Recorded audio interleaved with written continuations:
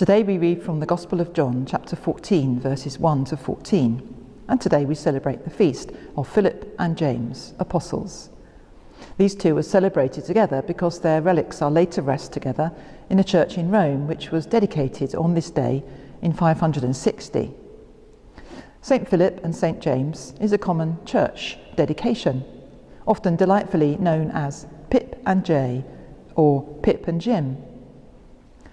Philip was one of the first disciples called by Jesus according to John's Gospel, and he himself went straight away to call Nathanael and bring him to Jesus, thus being one of the earliest witnesses to the Gospel and a model disciple. Later on, Jesus tests him by asking how they could feed the crowd of 5,000, and he replies it would take 6 months' wages worth of bread. Later we see him in Acts converting the Ethiopian official and baptizing him on the spot. There are several Jameses in the Gospels. This one is not James the brother of John, nor James the brother of the Lord, but James the son of Alphaeus.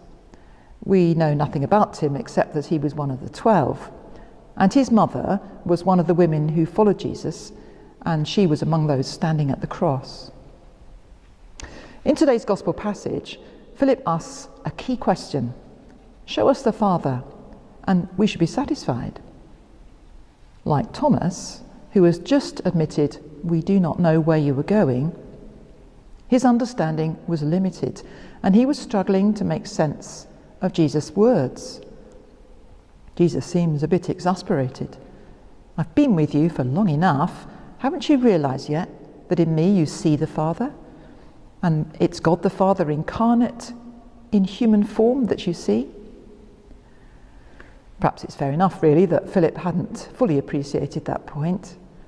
Of course, the Gospels are written in retrospect and aim to show the inner spiritual identity of Jesus through his words and deeds, bringing out the true interpretation of who he really was. But as events originally unfolded, the poor disciples were playing catch-up all the time, and Scripture is honest about their limitations. Philip's question brings us Jesus' wonderfully clear statement of the identification with God the Father. He says, "The Father is in me, and I am in the Father." When we put that together with his words in chapter 15, when he's talking about the vine and the branches, and he says, "Abide in me, and I in you," and we have the indwelling of the Father and the Son within each believer. What an encouragement for us, that God is not far away to be searched for. There's no need to go hunting for God. God is with us and within us, closer than hands or feet, as I think Tennyson wrote. Even the apostles reached that understanding slowly. We too can realize it more and more each day in our own experience.